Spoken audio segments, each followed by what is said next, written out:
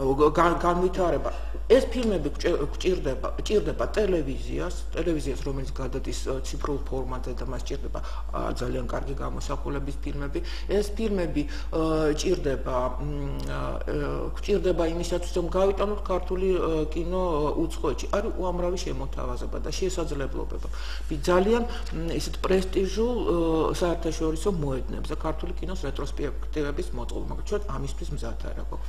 არა ვართ, იმიტომ რომ არ აქვს კარგი ხარისხის ასლები. ხო, მაგრამ ეს ასლები, კარგი ხარისხის ასლები თქვენ გვაბრძანებთ, რომ შესაძლებელია ამის დამზადება და აი თუ მიმართეთ ვინმეს თქვენ, აი რომელ ინსტანციას მიმართეთ? აქ მე მესმის რომ ახლა რუსეთთან ჩვენ ცოტათი გაგჭებული გვაქვს ურთიერთობა რა ვქნათ, მაგრამ არ ამგონია რომ იმ დონეზე იყოს, რომ აი თუნდაც კულტურის სფეროს წარმომადგენლები ვერ შეთანხმდნენ ამაზე. აქ ვის მიმართეთ, რომ დახმარება ვის შეუძლია? ეს რა თქმა უნდა ძალიან დიდ ფინანსებთან იქნება დაკავშირებული, მაგრამ თუ სახელმწიფო მოკიდებს ხელს, იმიტომ რომ ეს არის ჩვენი კულტურული მემკვიდრეობა, ამის დაკარგვა არაფრით არ შეიძლება. ამიტომ სახელმწიფო უნდა გამოყოს ალბათ რაღაცა თანხები. თუ მიგიმართავთ და ვისთვის მიგიმართავთ? ისეთ სახელმწიფოებს შორის, თქვათ, სახელმწიფო დონეზე შეიძლება ეს რთული იყოს დღეს, მაგრამ არსებობს ქართულ კინემატოგრაფისტთა ავტორიტეტი და მათი კავშირები. თუნდაც გოსფილმო ფონდის ხელმძღვანელობასთან. ბატონ ელდარ შენგელაია იდგა ამის სათავეში, მას აქვს უკვე მოლაპარაკება გოსფილმო ფონდთან. ქალბატონი თამარი ჩაერთვა ამ პროექტში ძალიან აქტიურად, იმიტომ რომ შეიძლება იდეების გენერაცია მოახდინო, მაგრამ პროექტი ვერ განავითარო, თუ არ ყავს ესეთი შეუპოვარი აქტიური ადამიანი. ამ პროექტში თამარია ესეთი მან უზარმაზარი სამუშაო ჩაატარა მოსკოვში. და ფაქტურად პროექტი მზად არის გაწერილი პუნქტებად. გათვლილია ყველაფერი აბსოლუტურად და მას შემდეგ რაც მზად იყო, ჩვენ მივმართეთ. ალბათ მაშინ როდის მოხერხდება თქვა დაბრუნება ამ ყველაფრის უკან? ფინანსებით უკვე ქნება, დავაბრუნებთ თვალიდან დავიწყებთ ამ საქმეს, იმიტომ რომ პროექტი აბსოლუტურად ყველა პუნქტით მზად არის. ეს არის ქალბატონმა მარინა მახსენა ხო ფილმების გარდა მოლაპარაკება იყო ბეჭდვითი მასალის ჩამოტანაზე, იქ არის პლაკატები, იქ არის აფიშები, იქ არის რეცენზიები, იქ არის ფოტოები. სრული რაღაცა პაკეტი ბარდებოდა, არა ბატონო მერაბ, მაშინ თქვენ რო აბარებდით ფილმებს. აი ამ ისეთი მოლაპარაკება წავიდა და მე მინდა განვაცხადო, რომ ეს ყველაფერი არის ჩვენი სრულად ფანტასტიკური და გენიალური რეჟისორების დამსახურება. ეს მათი სახელია. ეგეთით რომ შედიხარ იქ და ესაუბრები, თქვა რომ აი ქართული კინო და რა მომენტალურად იწყებენ. თქვენი ეს ფილმი რაღაცა იქ დატოვის ხე იქ რაღაცა აი ეს გიქმნის იმ დიდ ფონს უკვე განწყობილები არიან. მე ვიცი რა პირადად რომ დაელაპარაკება ბატონ ლევან ბაათაშვილი, პირადად რომ დაელაპარაკება ბატონ ელდარ შენგელაია, ხო ესეც გარანტია. ის რაც შეიძლება გაკეთდეს თქვა სამთვეში ამ ადამიანების წყალობით, ამ ადამიანების ავტორიტეტით, ამ ადამიანების მეგობრობით იმ ხალხთან, ხო? აი ხერხდება ეს გაცილებით სწრაფად. ეხლა ის რა თქვენ დახსენეთ რომ დიდი თანხა ჯდება, კი, არ ჯდება პატარა თანხა. გაცილებით მეტი ჯდებოდა ეს, როცა სულ სხვა გზით ვაპირებდით ამის გაკეთებას. ეხლა შედარებით ნაკლებია ეს ყველაფერი. და ესეც აი ჩვენ მე მადლობა უნდა უთხრა ბატონ მერაბს და ბატონ ელდარს, ქალბატონ ლანას, ბატონ საშას, ბატონ რეზო ჩხეიძეს, ბატონ თენგიზ აბულაძეს და ყველას მათ რომ აი ამ ყველაფერზე ეს ადამიანები ჩვენ წამოხთ. დღეს არ დგას საკითხი რომ რუსეთი არ გაძლევს ამას, პირიქით გაძლევს, ხელს გიწყობს. ჩვენ ვაგვიანებთ ყველაფერს, თორე ისინი ყველანაირად ხელს გვიწყობენ დღეს ამაში. და საერთოდ ესე იყო არა მაგრამ მე რა. უბრალოდ იქ ფასების საკითხი წყდებოდა. არა, შეtildeიც იყო, მაგრამ ლაპარაკი იმაზე არის, რომ აი აბსოლუტურად თქვენ სწორს ლაპარაკობთ. ეხლა იმის საბაბაზე, რომ უკვე მისულია იქამდე, რომ უნდა იყოს მიღებული გადაწყვეტილება. უბრალოდ მე რამდენიმე წლით უკან დავიხევ და გეტყვით, რომ ეს პრობლემა აი მარინა მახსენდა სწორედ, რომ ეს დღევანდელი არ არის, ეს კარგახანია უკვე ამაზე მიდის საუბარი და ბრძოლა ამისთვის. ჯერ კიდე კინოსტუდიის ერთ-ერთი დირექტორი იყო 4 წლის წინ გელოვანი, რომელმაც კულტურის სამინისტროში შეიტანა ეს საკითხი და იყო დათვლილი რამდენია თანხა საჭირო იმისთვის, რომ შეიქმნა საშუალება იმისა, რომ გადმოტანილი იყოს ყველაფერი დისკებზე, ციფრულ, ასე ვთქვათ, მატარებელზე და შემდეგ გაკეთდეს კინოსტუდიაში სასავი, სადაც ყველაფერი შენახული იქნება. სამწუხაროდ ეს პროექტი დაიბლოკა, არ მოხდა ამისი განვითარება. ეხლა კვლავ დადგა ეს საკითხი, მით უმეტეს რომ სულ ცოტა ხნის წინ, დაახლოებით წელიწად-ნახევარი 2 წლის წინ, უკვე ბატონ ბიძინა ივანიშვილს ჰქონდა თავის, ასე ვთქვათ, ქველმოქმედების პროექტში ჩეტანილი პუნქტი, სადაც ამ ციფრულ მატარებლებზე ფონოგრამების გადმოტანაზე იყო, კინოფილმების ფონოგრამების გადმოტანაზე იყო ლაპარაკი. ეს ერთ-ერთი ნაწილია იმ საქმიანობის, რაც უნდა განხორციელდეს, იმიტომ რომ მოგეხსენებათ, ფილმი ეს არის სხვადასხვა ხელოვნების ნაერთი და ყველაფერი თქვა ფირზე გადატანილი ან იმაზე ციფრულ მატარებლებზე გადატანილი. ერთ დაზუსტებას თუ შეიძლება შევიტან ამაში ფონოგრამები უკვე გაკეთებულია 350 ფილმის და ეს დააფინანსა ლევან ვასაძემ. იცით უნდა გითხრათ რომ ამ 10 წლის განმავლობაში არაერთ ასე ვთქვათ საქმიან ადამიანს საქმიანი წარმოადგენელს გამოუთქვა მსურვილი ამ პროექტის დაფინანსების, მაგრამ რატომღაც აი აბსოლუტურად გაუგებარი მიზეზების გამო რაღაცა ეტაპზე ეს ყველაფერი იბლოკებოდა. იცით, აი თუ გავაგზავნებთ ჩვენ ამ საუბარს, დღეს ეს ყველაფერი მისულია ძალიან აქტიურ ფაზამდე.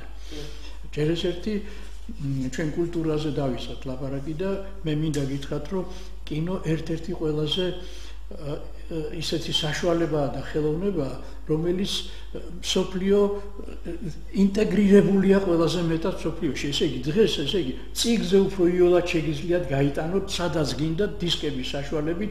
აი თქვა, ერთი წიგნი არა, 20 დისკი არის ფაქტიურად, ესე იგი, CD-ით ჩანთაში ჩადებ და სადაც გინდა წაიღებ. აი მე მაგალითად მომიწია ბრაზილიაში ყოფნა 2 წლის წინ, ქართული კულტურის დღეები იყო და იქ ჩამოვიდა ფილმები, რატო ქართული ფილმები ჩავიტანეთ საქართველოდან და იყო აგრეთვე მოსკოვიდან წამოღებული ქართული ფილმები.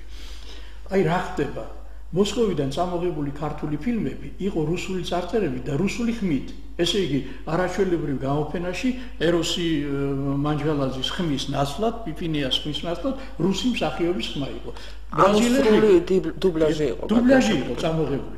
ესე იგი, რუსეთი ამ შემთხვევაში თავის პოლიტიკას ახორციელებს, ან და ის გარკვეული ჯგუფები ან კომპანიები, რომლებსაც უფლება აქვს ქართული ფილმის გავრცელების, ან არა აქვს ამის უფლება, როგორც უნდათ ისე ახსენებენ. გამიგეთ რას იცით, კარგავთ ფაქტიურად ეხლა თქვენ რას თქვით, საავტორო უფლებებს, ამასთან ერთად საავტორო მემკვიდრე ყველა აი თით რა საავტორო უფლებები შეიძლება არ დაიკარგოს, მაგრამ კონტროლი მაინც არის საჭირო.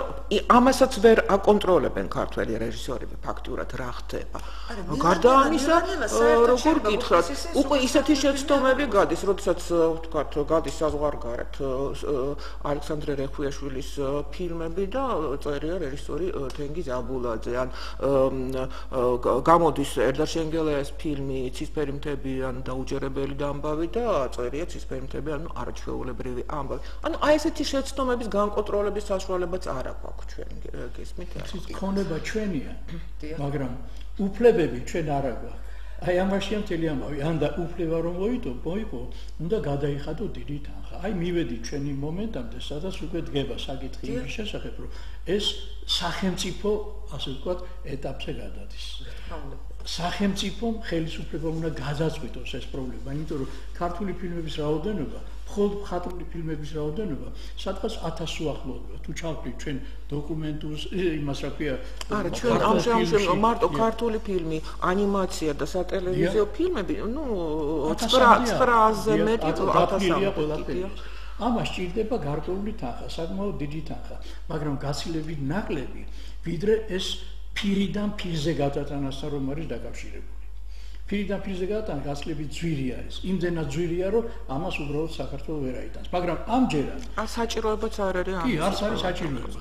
არსებობს პრინციპი, როდესაც იგივე სახის ნეგატივის შესაბამის გამოსახულებას დედანს იღებ და ეს ყველაფერი დაფლილი არის ქალბატონი თამარის პროექტში ეტაპურად თუ ეს განხორციელდება პირველ ეტაპზე 1,800,000 საკმარისია რომ 100-ზე ცოტა მეტი ფილმი იყოს, მხატვრული ფილმი იყოს გადმოტანილი. ეს ყველაფერი ოქროს ფონდის სახით არის დასახელებული. ქართული ოქროს მხატვრული და ანიმაციური სამაში. ეს ფილმები, ამ ფილმების სიაც, შესაბამისი თანხაც რაც საჭირო ამისთვის, გადაცემულია უკვე ხელისუფლებისთვის კულტურის სამინისტროსთვის ერთის მხრივ, იმიტომ რომ ჩვენ რამოდენიმეჯერ გვქონდა მათთან შეხვედრა და ეტაპურადაც კი იყო დათვლილი რა არის საჭირო ამისთვის, იმის რომ დაიწყოს ეს ეტაპი რაღაცნაირად, შემდეგ გადაცემული იყო უკვე კანცელარიაში ჩვენთან პრემიერ-მინისტრთან და ჩვენ მოლოდინში ვართ, უკვე რამდენი ხანია, აი კონკრეტულ მოლოდინში 2 თვეზე მეტია უკვე. და გეტყვით კიდევ ერთ ამბავს, რომ პირველი ეტაპი, რომ დაიწყოს ეს ყველაფერი, აბსოლუტურად აუცილებელი ეტაპი. ეს იმას ნიშნავს, რომ რუსეთის მხარე დაიჯერებს, რომ ჩვენ მართლა დაინტერესებული ვართ ამით. თორე დღეისათვის ისინი ქართველები ეს ხო შარშანაც ილაპარაკეს, შარშანწინაც, იმის წინაც და არაფერი არ დაძრულა. არადა, ესე იგი თქვენ წარმოიდგინეთ, რა ოქროდევს ამაში. ეს ოქრო იმას ნიშნავს, რომ თუ კი ჩვენთან გაიხსნება კულტურის არხი, რაც ყველა ცივილიზებულ ქვეყანას აქვს, რუსეთით დამთავრებული თუ გნებავთ, ხო? საფრანგეთით დაწყებული და ინგლისში და ასე შემდეგ და ასე შემდეგ, ჩვენ არ აქვს. აი ეს 1000-მდე ქართული ფილმი, ეს არის ის, რაც ქართულ კულტურას, ქართულ განათლებას, ახალგაზრდების ჩამოყალიბებას დაეხმარება. და აქედან გამომდინარე, ჩვენ ღრმად ვართ დარწმუნებული, რომ დღეს აბსოლუტურად აუცილებელი არის თუნდაც პირველი ნაბიჯის გადადგმა, რომ პირველი ეტაპი დაიწყოს, რომ არ ჩაიშალოს მთლიანად ეს ამბავი. რა თქმა უნდა, ბატონო მერაბ, ეხლა თქვენ საფრანგეთი ახსენეთ და რატო გამახსენდა, იცით უცებ, ზუსტად მე მივაბავთ აი ჩვენს პრობლემას. საერთოდ ეხლა ამერიკულმა კინომ დაიპყრო სოფლიო ბაზარი, მოდით ესე ვთქვა და მაინც ისე თუ ასე კი არა, მე ვიტყვი რომ მაინც ჩაიძირა ევროპული კინო, რომელიც იყო წინვალი. ფრანგული ტივტივი. აი, ზუსტად ეს უნდა მეთქვა. ერთადერთი ვინც დარჩა, ეს არის საფრანგეთი და რატო? მას ეხმარება სახელმწიფო. სახელმწიფოს დახმარების გარეშე არ არსებობს როგორც იტალია საოცრება, საბადო იყო მართლა იქაც რეჟისორების, ისეთი რეჟისორები ყავდათ, მაგრამ ჩაიძირა. ამიტომ ვამბობ ზუსტად რომ თუ არ ესმის ჩვენს მთავრობას ირანი და ჩინეთი, რომელიც ირანი ცოტა ადრე რა თქმა უნდა, მაგრამ ეხლა ამოვიდა ზევით, ესე ვთქვათ. ეს მოხდა მხოლოდ სახელმწიფოს ხარჯზე. ტოტალიტარულ სახელმწიფოებში. ესმით მხოლოდ სისტემის ხარჯზე, რომელშიც სახელმწიფოს აქვს ერთ-ერთი განაცხადი. რა თქმა უნდა და აი ეს წარმოვიდგინეთ, ხა ეს ორი სახელმწიფო არის, ტოტალიტარული სახელმწიფო ხო ისე თუ იქაც კი ესმით. რა მნიშვნელობა აქვს და რა ძალა აქვს კინოს? შენი ერის წარმოჩენაა, ხო? თავიანთი ერის წარმოჩენაა სოფლიო ასპარეზზე, სოფლიოში საერთოდ და აი ახლა ზუსტად რატო დავიწყე ამ ხელა რაღაც მოყოლა, მე კითხვა მაქვს ასეთი. რას აკეთებს დღეს ჩვენი კულტურის სამინისტრო? კარგით, რამოდენიმე წლის წინ ჩვენ ვამბობდით, რომ კი ბატონო, მიზანმიმართულად ვკლავდით, ვახშობდით. ეხლა ხომ ამისთვის ხო ვიბრძოლეთ, რომ ეს აღარ იყოს? მე კითხვა მაქვს, მაშინ რისთვის ვიბრძოლეთ, რას აკეთებს ჩვენი კულტურის სამინისტრო? ან საერთოდ ჩვენი სახელმწიფო, არც ვისაც ეს ეხება. რას აკეთებს ამისთვის, რომ აი ეს ჩვენი ოქროს ფონდი, ჩვენი სიმდიდრე დაბრუნდეს თავის ადგილზე? ცით რა, რაღაცა ისეთი განცდა მაქვს, რომ კულტურა, როგორც ყოველთვის არის უკანასკნელი, ასე ვთქვათ, გრაფა ბიუჯეტი. ეხლაც აი კითხვა, რატომ როდესაც გამოქვეყნდა, აი როდესაც დაკომპლექტდა ახალი მთავრობა და გამოქვეყნდა ბიუჯეტი, ყველაფერი მაინტერესებდა პირველ რიგში კულტურა არისო, ეცეთ გამოცხადებული და როგორც ვიგებ კულტურის სამინისტროს 20 მილიონი ჩამოაჭრეს თურმე. არა 20 მილიონი უკაცრავად გავდმან. ან არ გაითვალისწინეს ბიუჯეტი. ეს 20 მილიონი, როდესაც დაითვალეს თანხები, იყო ის ხარჯები, ზედმეტ სტინგი, რაღაცა არა, სტინგი ამ დროს ყველაზე ნაკლებად უკაცრავად. თქვათ იქ ბოჩელი, ესქეთო და კოტებერისუბნის მელოდები, რაღაცა ამიტომ ეს რადგან ითვლებოდა რომ ზედმეტი ხარჯი იყო და ბიუჯეტი ხო მიზნობრივად უნდა იყოს ხო გაწერილი და ეს ჯერ არ იყო, არ იყო ხელისუფლებაში ეს რაღაც დღეების მოსულიყო, არა და დღე-დღეზე უნდა დამტკიცებული იყო ბიუჯეტი. ამიტომ ჩამოეჭრა ეს 20 მილიონი. და შეხება კულტურის სამინისტროს მე ვერ ვიტყვი რომ ისინი არ ჩაერთნენ ამ პროექტში. პირიქით, აი ბატონო მერაბი საქმის კურსია ქალბატონი მაგეთ, პირიქით, მინისტრი ძალიან გვერდში დადგა, იმიტომ რომ ეს იყო აი რაღაცა მაღალ დონეზე შეფასებული ეს პირდაპირ მოგცა ბატონმა მინისტრმა რა ქვია, დირექტივა, ასე ვთქვათ, ხო? რომ უნდა შედგეს, ამა მოგვეცით სია ზუსტი რა არის, რა გვინდა, რამდენი ჯდება, როგორ გავაკეთოთ. მანვე გააგზავნა წერილი, რომ